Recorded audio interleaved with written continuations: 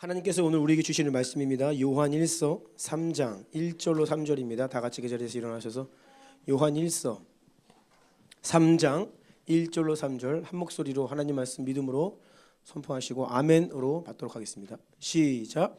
보라, 아버지께서 어떠한 사랑을 우리에게 베푸사 하나님의 자녀라 일컬음을 받게 하셨는가. 우리가 그러하도다. 그러므로 세상이 우리를 알지 못함은 그를 알지 못함이라. 사랑하는 자들아, 우리가 지금은 하나님의 자녀라. 장래에 어떻게 될지는 아직 나타나지 아니하였으나 그가 나타나시면 우리가 그와 같을 줄을 아는 것은 그의 참모습 그대로 볼 것이기 때문이니 주를 향하여 이 소망을 가진 자마다 그의 깨끗하심과 같이 자기를 깨끗하게 하느니라. 아멘. 자리에 앉으시겠습니다. 우리 주변에 있는 분들과 이렇게 고백하며 축복합시다. 하나님께서 당신을 사랑하십니다.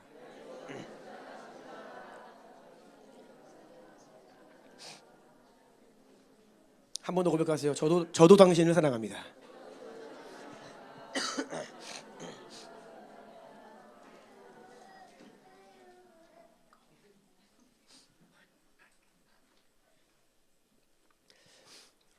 주님께서 좋은 영광스러운 주님의 날을 맞이하게 하시고 또 우리를 이곳으로 인도하여 주셔서 감사합니다. 내가 내 힘으로 내 발걸음으로 온 것 같지만 아닙니다. 하나님의 은혜를 힘입었기 때문에 이 자리에 발걸음했습니다. 하나님이 여러분 각 사람을 지명하여 오늘 이 자리에 부르신 이유는 우리에게 주실 은혜가 있기 때문입니다. 네, 그 은혜를 받아 누리시는 이 시간 되시기 축복합니다. 제가 그 말라가 선교 대회 일정에서 돌아와서 한 주 만에 다시 내일 영국으로 출국을 합니다. POG 지역 대표들이 영국 웨일즈에서 모여서 영적인 정렬이라는 주제를 가지고 함께 연말 모임을 갖습니다. 런던에 도착하면 바로 웨일즈로 이동을 해서요 리더십 모임을 갖고요. 또 주말 내는요 런던에 있는 한인교회 연합을 방문하여서 또 토요일 주일 이틀간 사역을 하고요. 저는 다음 주일에 그 더비 연합 런던 A처치에서 주일 설교를 또 하게 됩니다. 존박 선교사님도 같이 올라오시고요. 그리고 그 일정을 마무리한 이후에 우리가 런던에 있는 크게 비즈니스하는 한 장로님이 계신데 이번에 은혜를 받아서 그분과 이렇게 1박 2일 함께 교제할 수 있는 은혜를 누리게 되었습니다. 그래서 우리 오광석 간사님이 갈망하는 마음으로 런던에 와서 합류를 해서 그 장로님과 만남을 갖고 또 지영호 선교사님까지 함께 우리 네 사람이 이스탄불로 내려가서 또 3일간 일정 갖고 그렇게 거의 주일을 한 번 비우고 두 주를 꽉 채운 일정으로 다녀오게 되었습니다. 저의 건강과 체력을 위해 기도해 주시고 그리고 함께 모인 이 POG 리더십 모임 가운데 하나님의 은혜가 충만히 부어지도록 기도해 주시면 감사하겠습니다. 오늘은 Unsearchable Glory 9번째 시간인데요. 제목을 같이 읽어볼까요? 시작. 예수 그리스도의 영광을 경험할 때 진정한 변화와 돌파와 확장이 일어납니다. 아멘. 아멘. 이러한 제목으로 하나님의 말씀을 전하도록 하겠습니다. 오늘 본문은 사도 요한의 서신입니다. 사도 요한의 별명이 있는데요. 그 별명은 사랑의 사도입니다. 그 이유는 요한이 기록한 요한복음과 요한 1, 2, 3서를 보면 가장 강조되는 핵심이 무엇이냐? 하나님의 사랑, 예수 그리스도의 사랑, 그리고 성도들 서로 간의 사랑이에요. 하나님 아버지의 사랑, 예수 그리스도의 사랑, 성도들 서로 간의 사랑. 이 사랑이 그 요한 사도가 쓴 요한복음과 요한 1, 2, 3서의 주요 핵심 주제입니다. 요한복음을 보면요, 사도 요한은 스스로를 뭐라고 일컫냐면 주께서 사랑하시는 자. 그러니까 요한복음에서 주께서 사랑하시는 자, 이 말은 사도 요한 자신을 이야기해요. 주님께 사랑받는 제자, 자기 자신을 말합니다. 요한복음 13장 23절 시작. 예수의 제자 중 하나 곧 그가 사랑하시는 자가 예수의 품에 의지하여 누웠는지라. 아멘. 19장 26절 시작. 예수께서 자기의 어머니와 사랑하시는 제자가 곁에 서 있는 것을 보시고 자기 어머니께 말씀하시되 여자여 보소서 아들이니이다 하시고. 아멘. 21장 7절입니다. 시작. 예수께서 사랑하시는 그 제자가 베드로에게 이르되 주님이시라 하니 시몬 베드로가 벗고 있다가 주님이라 하는 말을 듣고 겉옷을 두른 후에 바다로 뛰어내리더라. 아멘. 21장 20절입니다. 시작. 베드로가 돌이켜 예수께서 사랑하시는 그 제자가 따르는 것을 보니 그는 만찬석에서 예수의 품에 의지하여 주님, 주님을 파는 자가 누구오니까 묻던 자더라. 아멘. 지금 읽어드린 말씀처럼 사도 요한은 자기 자신을 예수님께서 사랑하시는 자, 예수님께서 사랑하시는 바로 그 제자, 자기 자신을 말합니다. 사도 요한이 자존감이 충만했던 것 같죠. 예수님은 물론 모든 제자들을 사랑하셨습니다. 하지만 요한이 자기 자신을 예수님께서 사랑하시는 제자다라고 표현한 이유는 요한 자신이 예수님의 사랑을 그 누구보다 가장 많이 경험한 사람이다 라고 하는 자신의 고백이에요. 하나님의 사랑이 우리 모두를 향하시지만 그 사랑을 깨닫고 누리는 것에 있어서는 차이가 있어요. 하나님은 우리 모두를 사랑하십니다. 아멘. 그런데 그 사랑을 깨닫는 정도는 달라요. 그 사랑을 누리는 정도는 각 사람이 다르다는 것이에요.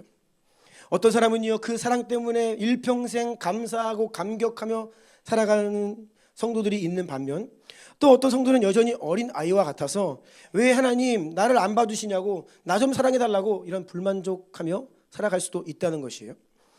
모든 제자들이 예수님의 사랑을 받았지만 그들 중에 그러한 예수님의 사랑을 가장 깊이 깨닫고, 주님께서 정말로 나를 얼마나 사랑하시는지 가장 깊이 경험하고 그것을 누렸던 제자가 바로 사도 요한이었다라고 하는 말입니다. 그래서인지 초대교회 전승을 보면요, 요한은요 모든 제자들 중에서 제일 오래 살았어요. 나머지 제자들 이렇게 다 순교했죠. 그런데 사도 요한 홀로 에베소에서 노년까지 목회를 하다가 결국에는 이제 그 에베소 인근에 있는 반모섬에 끌려가서 채석장에서 강제 노역을 하면서 요한계시록 그 계시를 받게 됩니다. 그때 나이가 한 8, 90세 정도로 추정을 합니다. 그러니까 가장 홀로 오래 살았는데 에베소에서 교회를 섬기면서 마지막 설교 때에 반복해서 한 말이 서로 사랑하라, 이 주제를 가지고 설교를 했다라고 해요. 그가 가장 교회들에서 많이 했던 설교의 내용 또한 서로 사랑하라.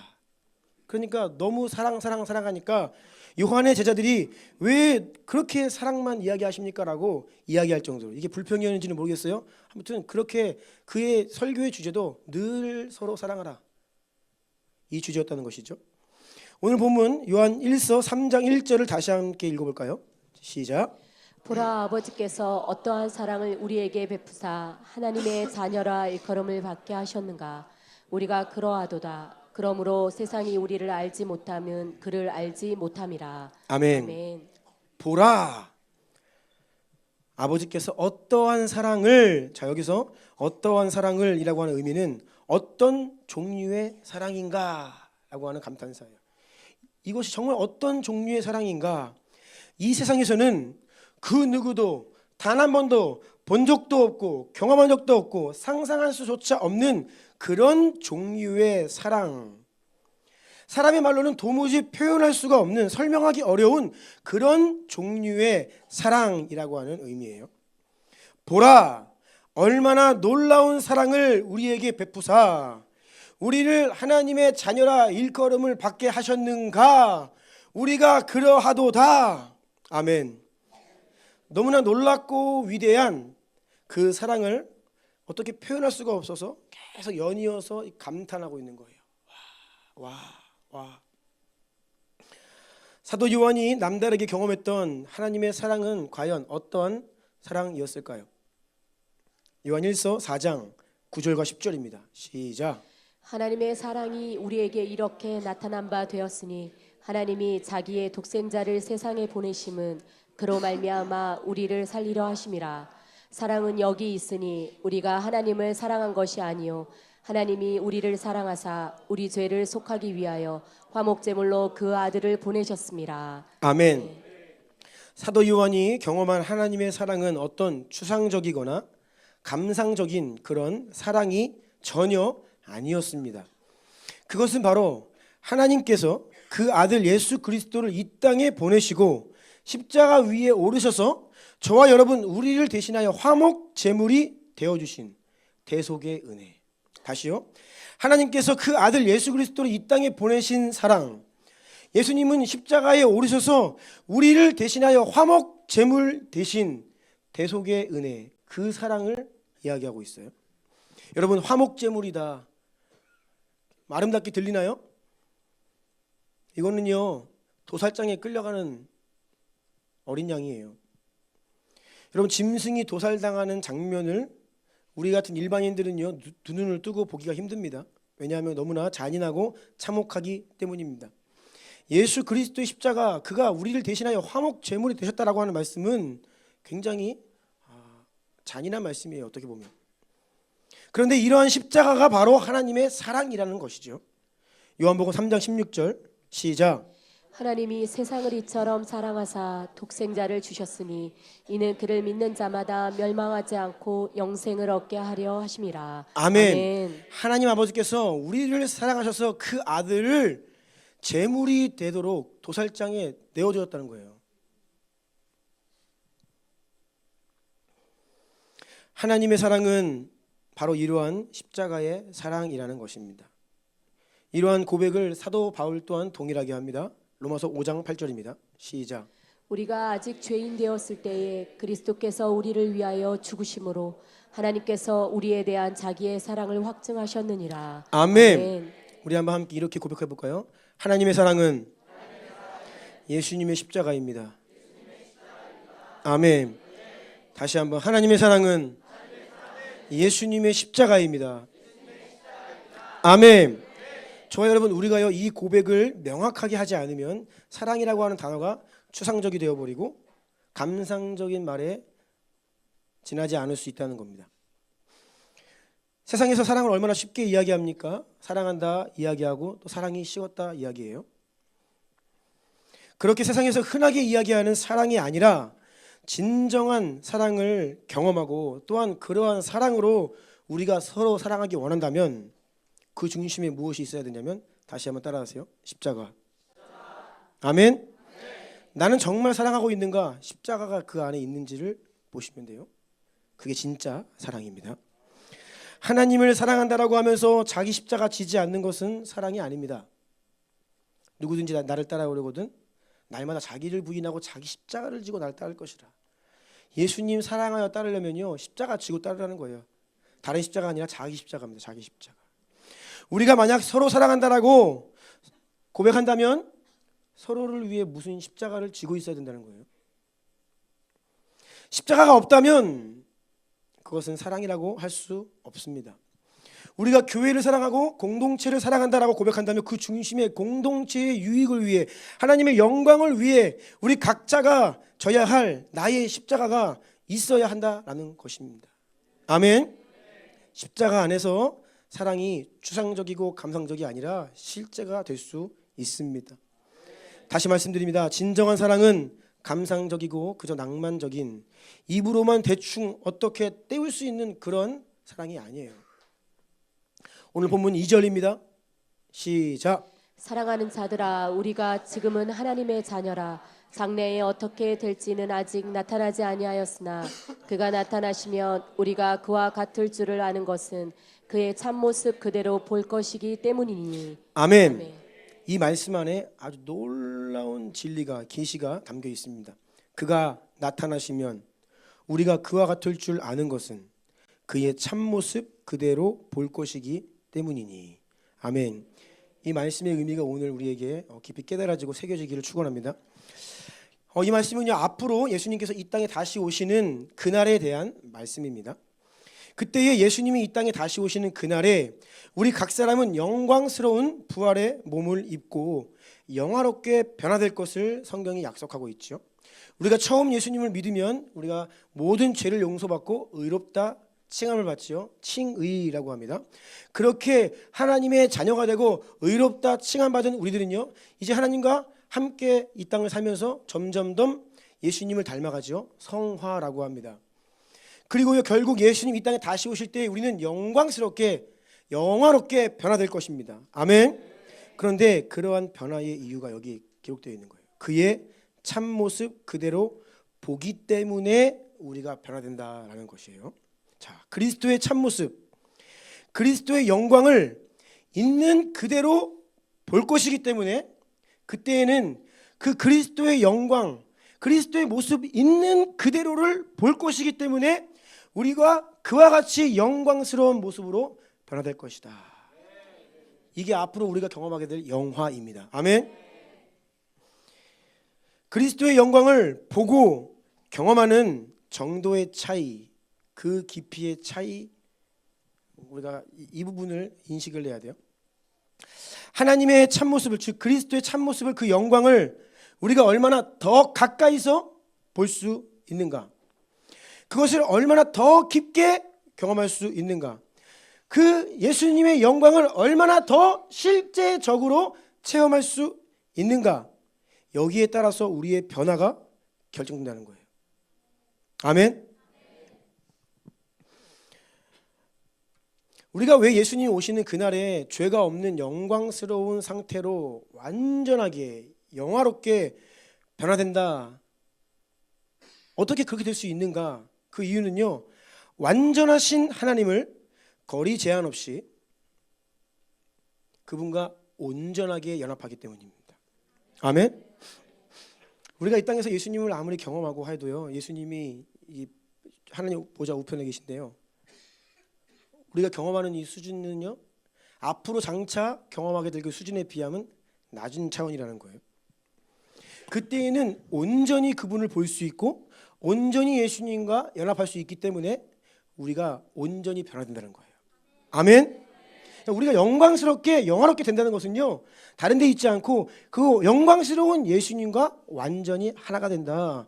그분을 눈앞에서 그 모습 그대로를 볼 수 있기 때문에 영광스럽게 변화된다. 아멘. 네. 이 영적인 원리를 기록하고 있는 거예요. 그래서 우리가 이 땅을 살아가면서 성화라고 할 때에 우리 안에 어떻게 성화가 일어나는가, 우리가 어떻게 변화될 수 있는가에 대한 내용도 이 말씀이에요. 그리스도의 영광을 보는 만큼, 하나님을 경험하는 만큼 우리는 그분을 닮아가는 것입니다. 예배 드리기 전에 일찍이 나와서 이제 예배 기도로 준비하시죠. 저와 우리 리더십들이 우리 다음 세대들 특별히 위해서 기도합니다. 무엇을 위해 기도하냐? 하나님, 이 영혼을 하나님 만나게 하옵소서. 여러분, 하나님 만나지 않으면 변화 안 됩니다. 제가 23년을 하나님 만나지 못하고 살았어요. 변화 없어요. 그런 척은 할 수 있어요. 사람은 속일 수 있습니다. 교회 열심히 나오고 교회 안 빠지고 제 믿음 좋은 청년이구나 라고 사람은 속일 수 있죠. 그런데요, 변화 없어요. 우리 안에 진정한 변화가 언제 일어나느냐? 하나님을 만나야 됩니다. 그래서 우리가 기대하고 갈망하는 것은요, 우리의 다음 세대들이 할 수 있으면 더 어린 나이에 주님을 경험하는 것이죠. 그리고 한 번 경험하는 것이 아니라 그 경험이 나날이 깊어져야 됩니다. 그래야 우리가 나날이 변화될 수 있는 것입니다. 하나님을 얼마나 더 가까이 할 수 있는가? 하나님과 얼마나 더 친밀해질 수 있는가?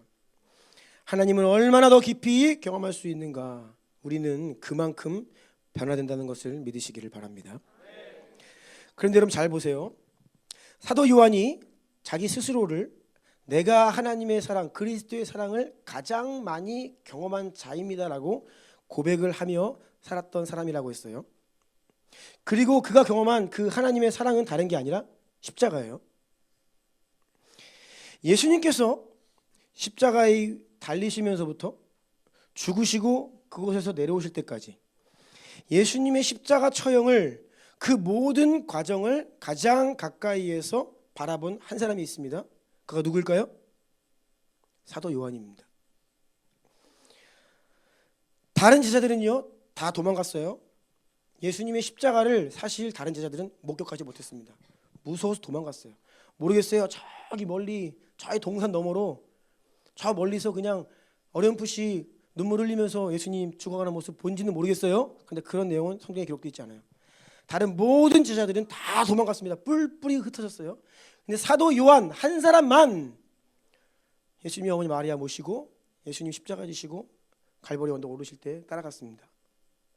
죽임 당하실 때 그 예수님 발밑에서 주님 바라봤어요.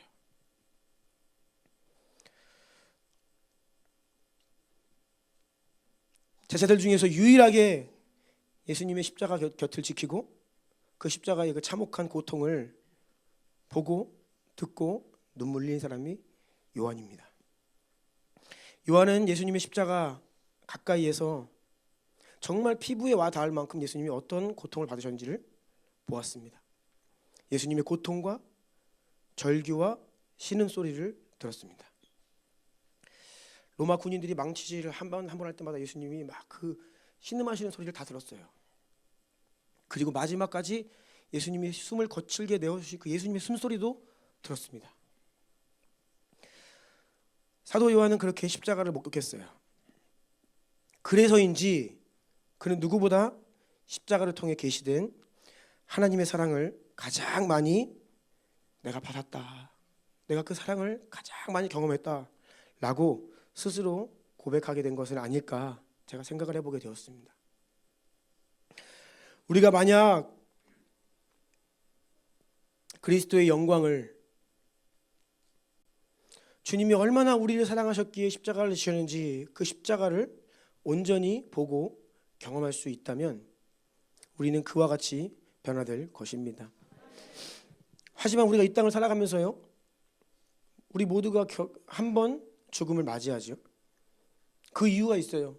그것은 우리가 이 땅에서 온전히 하나님과 하나 되지 못하기 때문이에요. 우리의 영 안에서는 하나님과 온전히 하나가 되었지만 우리가 육신을 입고 우리의 마음과 생각과 감정, 이 영혼 육에 가지고 살아가는 우리는 이 땅에 살 때에는 하나님을 제한적으로 경험하게 된다는 거예요. 왜입니까? 우리 육체의 본성 때문입니다. 얼마나 이기적인지 몰라요. 틈만 나면 나 중심적으로 생각하려고요. 부부끼리도, 자녀를 볼 때에도 이 부모임에도 불구하고 틈만 나면 이기적으로 생각하려 합니다. 우리에게 죄가 너무 많아요. 주님 다 용서하시고 우리를 거룩하게 하시지만 여전히 우리는 오늘도 죄를 짓습니다.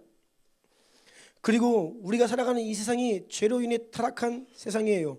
그리고 세상이 이 타락의 깊이를 더해가고 있습니다. 점점 더 어두워지고 있어요.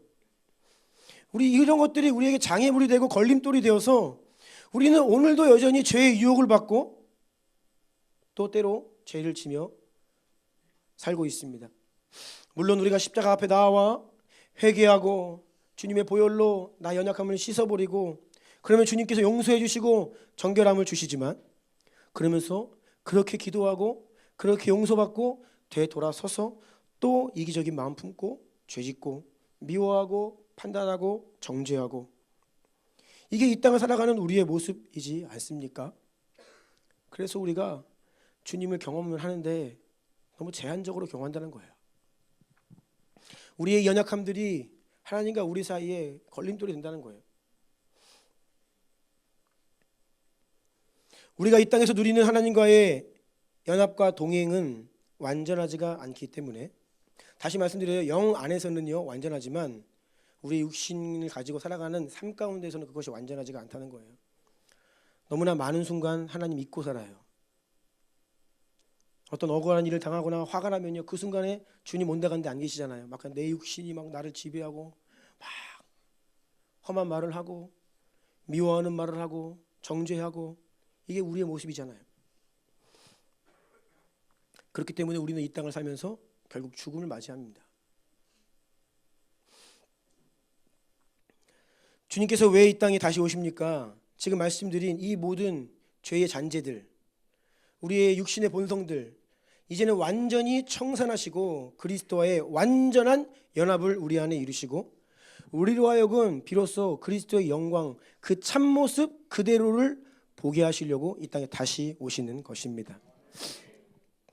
고린도전서 13장 12절입니다. 시작.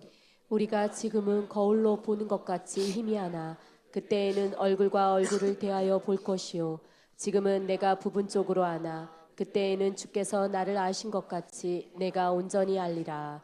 아멘. 지금은 우리가 살아가는 현재에 거울로 보는 것 같이 희미하다라는 거예요. 우리가 주님을 보기는 보는데 거울로 보는 것 같다. 당시의 거울은 구리로 된 거울이에요. 흐릿하게 보입니다. 지금처럼 이런 거울이 아니에요. 그래서 당시의 거울을 보면요 명확하게 볼 수가 없어요. 조금 이렇게 뿌옇게 보인다는 거예요. 그렇게 우리가 주님을 거울로 보는 것처럼 조금은 희미하게 보는 연약한 상태라는 거예요. 하지만 그때에는 예수님 다시 오시는 그날에는 온전히 예수님 바라볼 수 있다. 아멘. 그래서 우리가 완전히 영광스럽게 변화될 수 있다. 아멘. 그럼에도 불구하고요, 이 땅에서 하나님과 아주 깊은 차원의 동행과 연합을 이룬 사람이 있었습니다. 구약에 짧게 한두 구절 나오는 에녹이라고 하는 사람이죠. 하나님께서 그를 어떻게 하셨습니까? 죽음을 맛보지 않고 하늘로 데려가셨죠. 창세기 5장 24절입니다. 시작. 에녹이 하나님과 동행하더니 하나님이 그를 데려가심으로 세상에 있지 아니하였더라. 아멘. 짤막한 한 구절이지만 에녹이 하나님과 동행했다라고 하는 이 말은요, 우리가 일상적으로 사용하는 그 동행 그 정도가 아닙니다. 그 수준이 아니에요. 그는 정말로 깊이 하나님과 동행했고 주님의 임재 안에 주님의 사로잡힌 가운데 살았습니다. 결국에는요, 그가 주님의 그 영광을 보며 주님의 임재 가운데 하나님과 동행했기 때문에 그는 나날이 변화되어 갔겠죠. 때가 되니까 하나님이 그냥 그를 데려가십니다. 그러니까 죽음을 맛보지 않고 주님께서 주님 곁으로 올리신 두 사람 중에 한 사람, 에녹 그리고 엘리야, 이 두 사람이 있죠.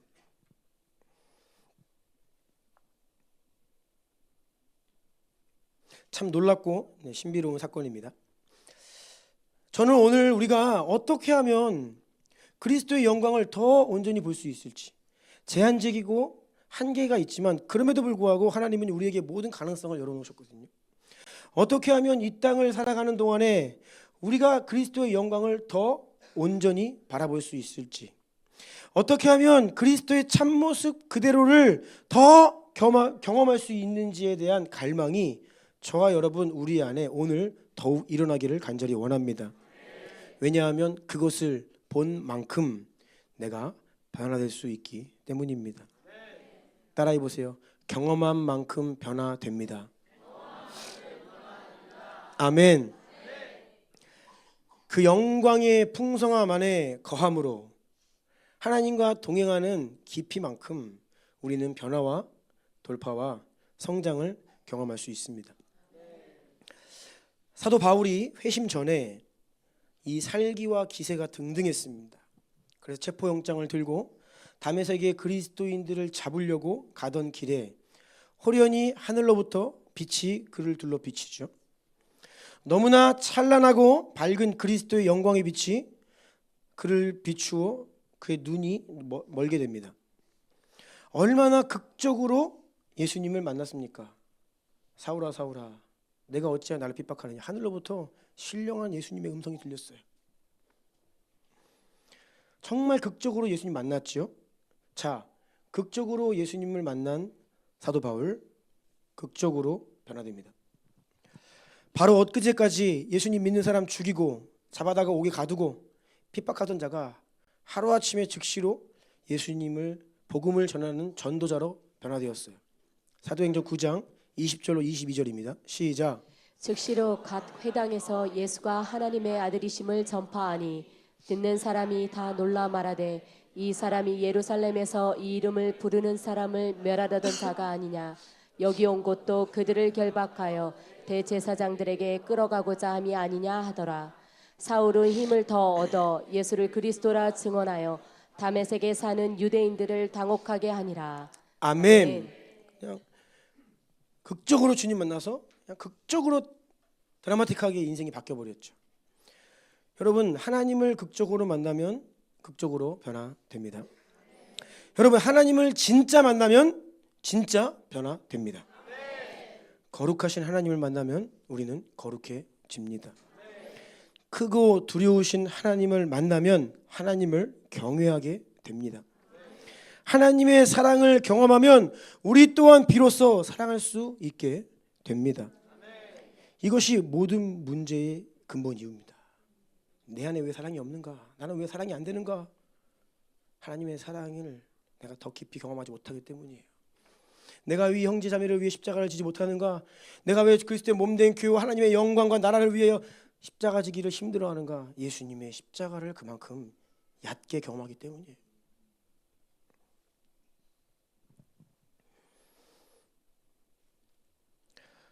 우리가 그런 말 하죠. 사람 진짜 안 변한다. 안 변해요? 네. 그런데 하나님 만나면 변합니다. 네. 누군가 진짜 안 변한다면 다른 게 아닙니다. 하나님 못 만나고 있는 거예요. 다른 게 아니에요. 해라 해라 잔소리 아무리 해도 안 바뀌잖아요. 그거 인간의 말로 되는 거 아니거든요. 노력하고 결단하고 의지를 다한다고 또 되지 않습니다. 조금 되는 것 같다가도 다시 돌아가고 그래요. 아니면 주님을 경험했지만 그냥 이전 수준에 머무는 거예요. 더 깊이 경험하고 더 깊은 사랑으로 들어가야 되는데 이전 수준에 머물러 있어요. 그럼 여러분 정체되어 있는 신앙은 종교가 됩니다. 형식적이 돼요. 이게 문제죠. 우리가 하나님을 향한 이 처음 사랑과 이 순수한 마음은 변함없이 지켜야 되지만 우리의 믿음은 항상 똑같아서는 안 돼요. 우리의 사랑은 날로 커져가야만 됩니다. 믿음도 사랑도 더 깊어지고 커져가야 됩니다. 요한일서 4장 19절이에요. 시작. 우리가 사랑함은 그가 먼저 우리를 사랑하셨습니다. 아멘. 아멘. 우리가 그리스도의 영광을 보면 우리 또한 예수님처럼 영광스럽게 변화된다라는 말씀을 나누고 있습니다. 누구보다 모세에게는 이것이 실제였죠. 출애굽기 34장 29, 30절입니다. 시작. 모세가 그 증거의 두 판을 모세의 손에 들고 시내산에서 내려오니 그 산에서 내려올 때에 모세는 자기가 여호와와 말하였으므로 말미암아 얼굴 피부에 광채가 나나 깨닫지 못하였더라. 아론과 온 이스라엘 자손이 모세를 볼 때에 모세의 얼굴 피부에 광채가 남을 보고 그에게 가까이 하기를 두려워하더니. 아멘. 이 말씀은 모세가 시내산에 두 번째 올라갔다 내려온 다음의 이야기입니다. 처음 40일 동안 하나님의 그 임재 가운데 시내산에서 40일을 지내고 10계명을 받아서 내려왔죠. 그런데 남겨진 백성들이 금송아지 우상을 섬기고 있는 것을 보고 이 모세가 그 돌판을 던져버려서 깨져요. 하나님과의 언약 관계가 깨져버린 거예요. 인간이 배신함으로 인해서. 그래서 하나님이 다시 올라오라 말씀하시죠. 그래서 얼만큼의 기간이 지난지는 모르지만 모세가 다시 40일을 올라갑니다. 그 40일을 거하면서 다시 하나님께로부터 돌판을 받아서 내려온 다음의 이야기인데 이때 어떤 일이 벌어지냐면 그 80일 동안 하나님의 영광과 임재 안에 거했던 모세의 얼굴 피부에서 광채가 나요. 근데 이 광채가 얼마나 광이 났는지 감당이 안 되는 겁니다. 요즘에 이제 길거리를 가다 보면요 얼굴에서 광이 나시는 분들이 좀 계십니다. 요즘에 이렇게 반들반들거리는 뭐 이 화장품을 잘 바르시더라고요. 그거 발라가지고 나는 게 아니라 그냥 자연산으로 광채가 나는 거예요. 감당이 안 되니까 수건으로 자기 얼굴을 가려요. 사람들이 그걸 감당을 못하는 거예요. 가려요. 그 회막에 다시 들어갈 때 그 수건을 벗고 주님께 들어가 영광으로 들어가고 다시 나올 때 수건을 덮고 얼만큼 그렇게 했는지는 몰라요. 아무튼 일정 기간 동안에 이 모세의 얼굴에서 빛이 났다는 거예요. 34장 35절 시작. 이스라엘 자손이 모세의 얼굴에 광채를 보므로 모세가 여호와께 말하여 다시 수건으로 자기 얼굴을 가렸더라. 아멘. 제가 오늘 이 말씀을 준비하면서 이 말씀을 하지 말까 했습니다. 왜냐하면 제 얼굴 보면서 목사님 얼굴은 왜 그래요? 그럴까 봐. 네. 제가 이게 설교하기가 부끄럽더라고요. 왜 내 얼굴에서는 광채가 나지 않을까? 제가 이제 유튜브로 제가 설교하는 제 모습을 볼 때 제가 저한테 하는 말이에요. 표정 좀 어떻게 안 되겠니? 네. 표정이 왜 그러니? 얼굴이 왜 그래? 네. 이런 말을 제가 스스로 하게 하는데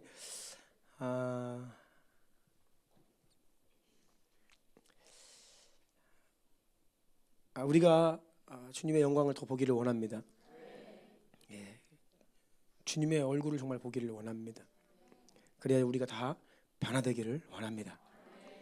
주난 성도들을 볼 때마다 그 얼굴에서 막 그냥 기쁨이 느껴지기를 원해요. 예, 기쁨이 느껴지기를 원해요. 얼굴에 생기가 있고 감사가 있고 기쁨이 있고 아멘. 예, 막 그냥 피곤하고 아프고 푸석푸석한 얼굴이 아니라 생기가 이렇게 느껴지는 그런 저희 모두가 되기를 간절히 원합니다. 고린도후서 3장 18절 시작. 우리가 다 수건을 벗은 얼굴로 거울을 보는 것 같이 주의 영광을 보매 그와 같은 형상으로 변화하여 영광에서 영광에 이르니 곧 주의 영으로 말미암음이니라. 아멘. 네. 우리가 수건을 벗은 얼굴로 주의 영광을 보매 그와 같은 형상으로 변화된다. 아멘. 주님의 영광을 볼 때 예수님의 형상으로 변화되는 것이에요. 주님의 얼굴을 볼 때 영광에서 영광으로 이룰 수 있다는 것입니다. 그리고 이 모든 것들은 주의 영으로 성령의 충만함으로만 가능한 것입니다. 우리가 성령에 충만할수록 주의 영광을 볼수록 예수님과 같은 형상으로 변화되기를 원합니다. 네. 그런데 여러분, 같은 원리가 이 세상과 우상에게도 적용이 됩니다. 시편 115편 8절입니다. 시작. 우상들을 만드는 자들과 그것을 의지하는 자들이 다 그와 같으리로다. 이 무슨 말씀이냐면 우상을 가까이 하면 우상들처럼 영적으로 무능해진다 그 말이에요. 우상을 섬기면 우상처럼 된다는 거예요. 이 말씀이 이제 기록된 맥락을 보면 이 앞에 말씀 4절부터 7절까지 한번 쭉 읽어주시겠어요? 그들의 우상들은 은과 금이요 사람이 손으로 만든 것이라. 입이 있어도 말하지 못하며 눈이 있어도 보지 못하며 귀가 있어도 듣지 못하며 코가 있어도 냄새 맡지 못하며 손이 있어도 만지지 못하며 발이 있어도 걷지 못하며 목구멍이 있어도 작은 소리조차 내지 못하느니라. 아멘. 아멘. 우리 육신은요 하나님이 영적인 세계를 이렇게 반영하신 거예요. 그래서 우리가 눈이 있지만 영적인 눈을 말씀하세요. 육신의 귀가 있지만 영적인 귀가 있다 말씀하세요. 우리 마음이 있지만 이 속사람의 마음이 있다는 거예요. 그런데 우상을 섬기면 우상은 무슨 말을 하냐고. 우상이 사람이 만들어 온 그게 아무 말도 못하고 듣지도 못하고 죽어 있는 거예요. 그러니까 그 우상을 섬기고 가까이 하면 그 우상을 가까이 하고 섬기는 그 사람도 영적으로 못 보고 못 듣고 아주 우둔해진다는 그런 말씀이에요. 우상을 닮아간다는 거예요. 수많은 우상들이 있습니다. 돈, 만몬이 가장 큰 우상이죠. 오늘날 성공, 사람들의 관심과 인기, 자기 자랑, 사치, 쾌락, 중독, 이러한 온갖 우상들이 있어요. 여러분, 이러한 세상을 우상을 가까이 하며 섬기며 살면요 우리가 영적으로 우둔해집니다. 우둔해져요.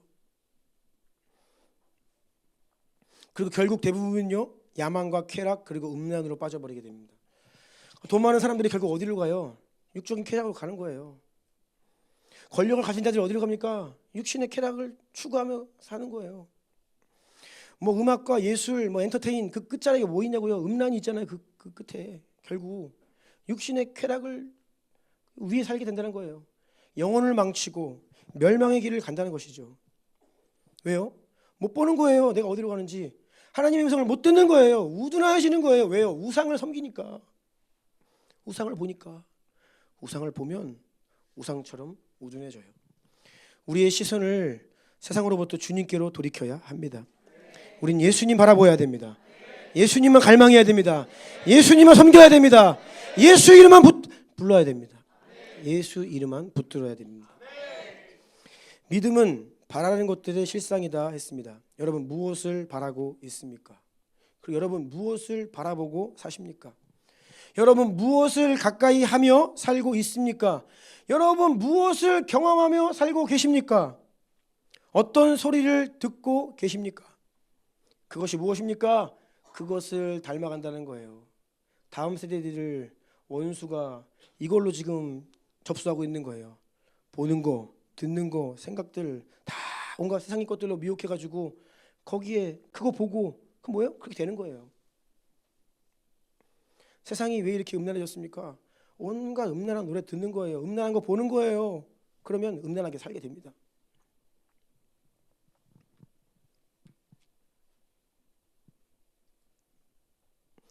세상을 벗하며 세상을 가까이하며 살면 세상적인 사람이 되어 갑니다.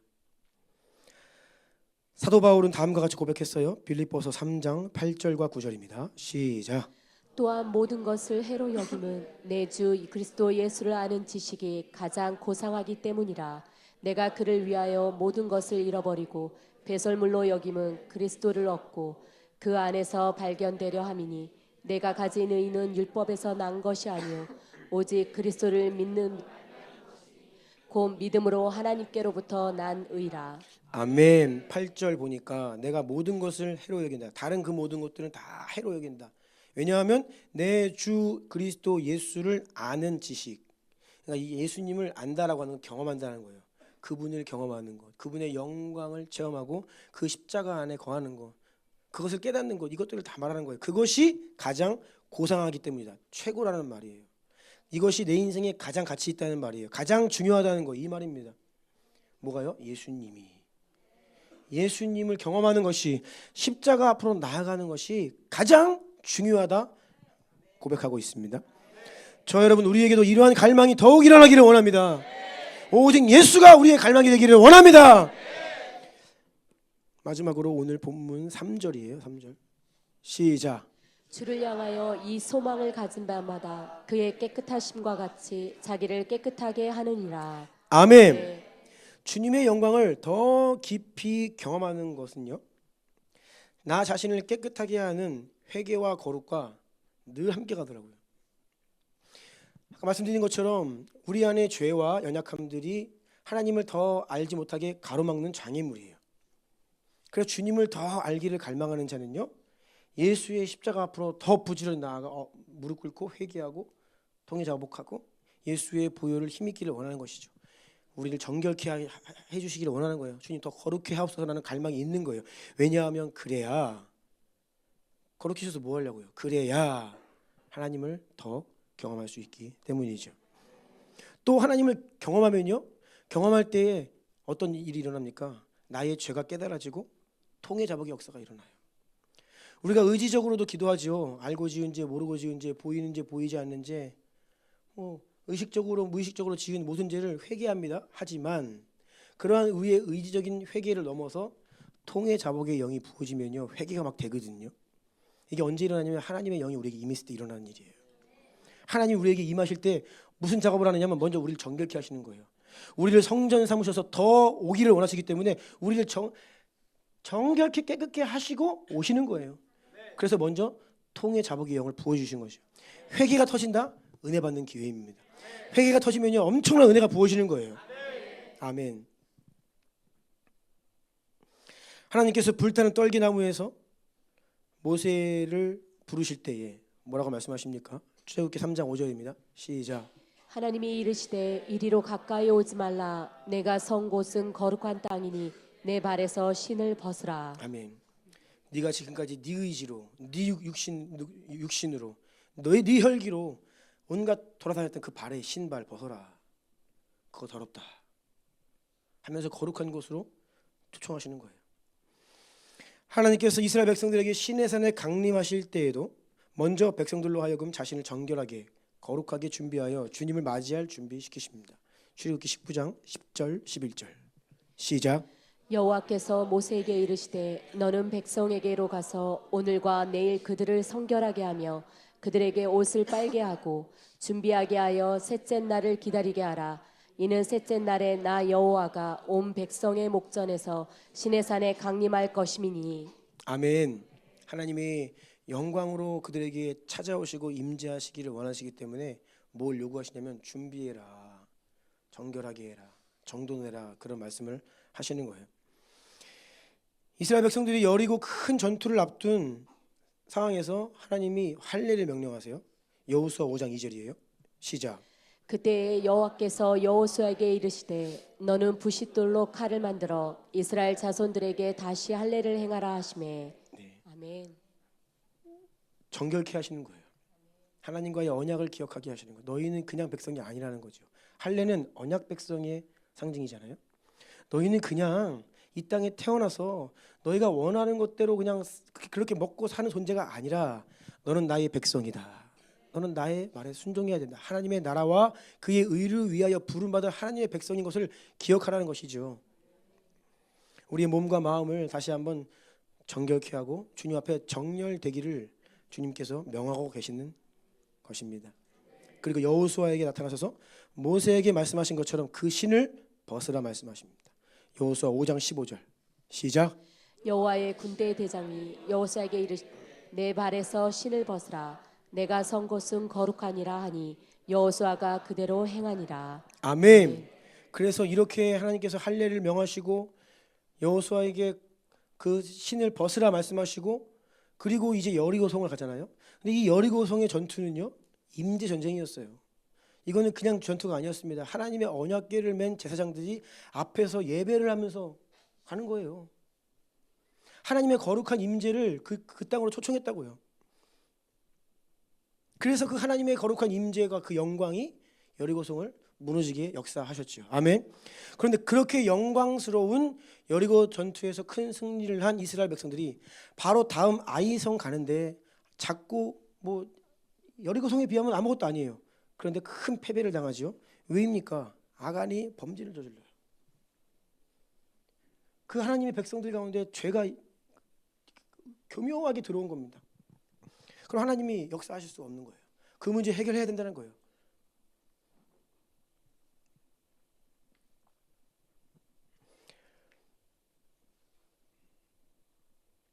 제사장들이 성소에 들어갑니다. 대제사장이 1년에 한 번 지성소에 들어갑니다. 지성소에는 하나님의 언약궤가 있고, 그 언약궤에는요 슈카이나, 그 영광, 하나님의 거룩한 임재가 있던 지성소, 그 안에 들어갈 때 제사장들에게 하나님 요구하시죠. 그냥 들어가면 안 된다는 거예요. 자신을 정결하게 하고 깨끗하게 하고, 그렇게 한 이후에 비로소 그 안에 들어갈 수 있다라고 말씀하시죠. 우리가 하나님의 영광을 보기를 원하고 더 깊은 주님의 임재를 향한 갈망이 우리 안에 있다면, 이와 같은 소망을 가진 자마다 죄로부터 우리를 정결케 하는 소망이 같이 일어난다는 거예요. 아멘. 세상을 어떻게 하면, 내가 이 세상의 한복판에 살아가지만 이 세상에 휩쓸리지 않고 영향받지 않고 세상의 한복판에서 파송받은 하나님의 백성으로 구별되어 살아갈 수 있을지에 대한 열망과 관심이 우리 안에 있어야 된다는 거예요. 아멘. 우리가 뭐 세상을 떠나서 산속에 들어가 살 수 없잖아요. 그럼 사명 감당할 수 없잖아요. 그래서 하나님은 세상으로 우리를 보내셨는데, 우리가 그곳에서 어떻게 하면 거룩하게 하나님의 임재 가운데 하나님과 동행하며 살 수 있을지에 대한 고민이 하나님 백성들 안에 있어야 된다는 것입니다. 이 고민이 있고 이 갈망이 있는 자가 바로 하나님의 영광 보기를 원하는 자라는 것입니다. 사사시대의 끝자락에 사무엘이 태어납니다. 그때를 보면요, 정말로 뭐 제사장들이 다 타락했어요. 그래서 영적으로 어두운 시대였습니다. 여호와의 말씀이 희귀하여 더 이상 이상이 흔히 보이지 않던 시대였습니다. 제사장들이 하나님의 음성을 듣지 못하는 시대였어요. 어두워요. 종교의식은 계속되었지만 하나님의 역사를 볼 수가 없었지요. 하지만 그때의 사무엘이 어떻게 합니까? 하나님의 성전에 거하기 시작해요. 그리고 어느 날 그에게 하나님의 음성이 들려오기 시작합니다. 그리고 하나님께서 그 어린 사무엘을 감동하시고 말씀하시기 시작하죠. 하나님의 임재 가까이 나아가서 그곳에 거하며 하나님과의 관계가, 하나님의 음성이 들려오기 시작하고 하나님의 영광이 그 한 사람에게 임하기 시작하자 시대가 바뀌어버립니다. 아멘. 네. 저는 우리 주나인 성도 한 분 한 분이 사무엘과 같은 자가 되기를 원합니다. 시대가 아무리 어두워도요, 세상의 어두움에 마음 빼앗기지 마세요. 세상이 그 죄를 더해가고 세상에 이 바벨탑이 높아지는 것을 보면서 너무 두려워하지 마세요. 그냥 그것은 이미 주님께서 예언하신 것이고 세상은 그렇게 갑니다. 우리가 어떻게 해야 되냐? 주의 성전 안에 머물러야 돼요. 주님의 임재 안에 머무르기를 갈망해야 됩니다. 주님의 임재가 나를 떠나지 않도록 그 시편 51편의 말씀을 가지고 우리가 매일 기도하는 이유가 바로 거기에 있어요. 나의 마음을 정결하게 하시고 깨끗게 하옵소서라고 하는 회개의 기도를 왜 매일 드리냐면, 주의 성령을 내게서 거두지 마옵소서. 임재가 거두어지면 끝나는 겁니다. 제가 많이 말씀드렸죠. 우리 주남의 교회 주님의 임재 거두시면 아무것도 없어요. 우리는 주님의 영광 거두시면요, 비참한 자들입니다. 아무것도 가진 게 없는 자들이에요. 하지만 주님이 우리 가운데 임재하시면, 주님이 우리에게 영광의 빛을 비춰주시면 그 한 가지로 되는 거예요. 하나님 그것을 회복하기를 원하십니다. 그런데 우리가 경험하고 우리가 누리고 있는 하나님의 인재와 영광이 너무나 낮은 수준이에요. 너무나 미미해요. 오늘 우리가 하나님께 이렇게 찬송으로 고백했던 것처럼 부흥이 임해야 됩니다. 부흥은요, 성령 하나님이 하늘의 문이 열려서 성령을 부어주시는 데입니다. 진짜 우리가 그것을 원하냐고요. 여러분 갈망하십니까? 부흥을 원하십니까? 부흥을 위해 기도하십니까?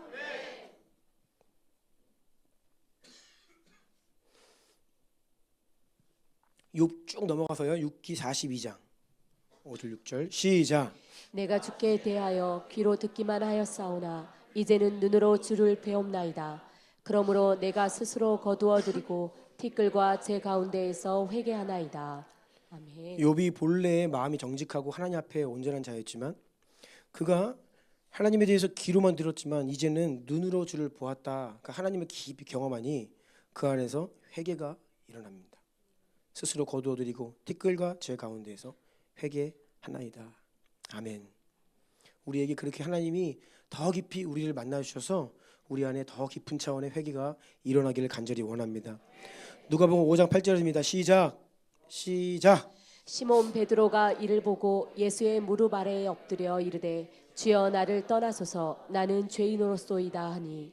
주님을 만나니 그 하나님의 그 능력을 그 앞에서 보니 베드로가 자신이 죄인인 것을 고백하게 되죠. 주여 나는 죄인입니다. 나를 불쌍히 여기소서. 이러한 우리의 고백이 되기를 원합니다. 이사야 6장 5절입니다. 시작. 그때 내가 말하되 화로다 나여 망하게 하였도다. 나는 입술이 부정한 사람이요 나는 입술이 부정한 백성 중에 거주하면서 만군의 여호와이신 왕을 배웠음이로다 하였더라. 아멘. 그래서 여러분 말씀을 마무리할 거예요. 예배팀 나와주세요. 우리가 하나님의 그리스도의 참 모습 더 온전히 보기를 원합니다.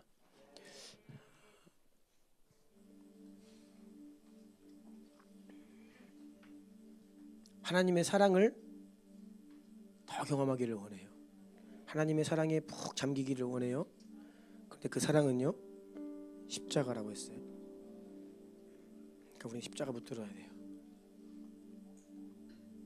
보혈의 은혜를 매일매일 순간순간 의지하며 살 수밖에 없는 자들입니다. 그리고 우리는요 매일매일 회개의 영을 구해야 돼요.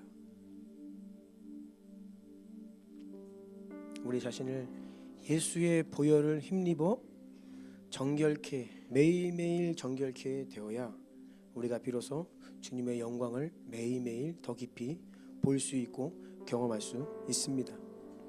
오늘 말씀의 제목이 예수 그리스도의 영광을 경험할 때 진정한 변화와 돌파와 확장이 일어납니다 라고 하는 제목인데요. 여러분 변화를 원하시죠? 성장을 원하십니까? 반복되는 그 인생의 어떤 문제로부터 여러분 돌파하기 원하시죠? 무언가 갇혀있는 상황들, 묶여있는 뭐 관계, 닫혀있는 문, 좀 헤어나오길 원하고 뛰어넘기를 원하는 상황들이 있을 수 있어요. 그런 돌파가 어떻게 일어날 수 있는가? 다른 게 아니라 하나님과의 관계에서 그 원동력이 나온다는 거예요. 우리가 주님을 더 깊이 경험할 수 있다면 우리는 한 걸음 더 나아갈 수 있습니다. 주님을 보다 더 깊이 경험할 수 있다면 우리는 예수님처럼 좀 더 변화될 수 있습니다. 주님의 참 모습을 보기를 원한다는 이 갈망이 우리 안에 일어나기를 원합니다.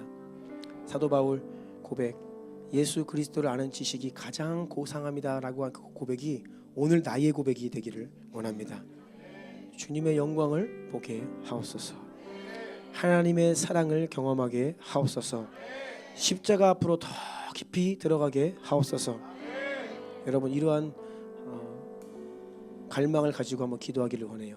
그런 갈망을 주시기를 기도하고 또 그런 갈망으로 하나님께서 우리를 더 깊은 자리로 이끄시기를 원합니다.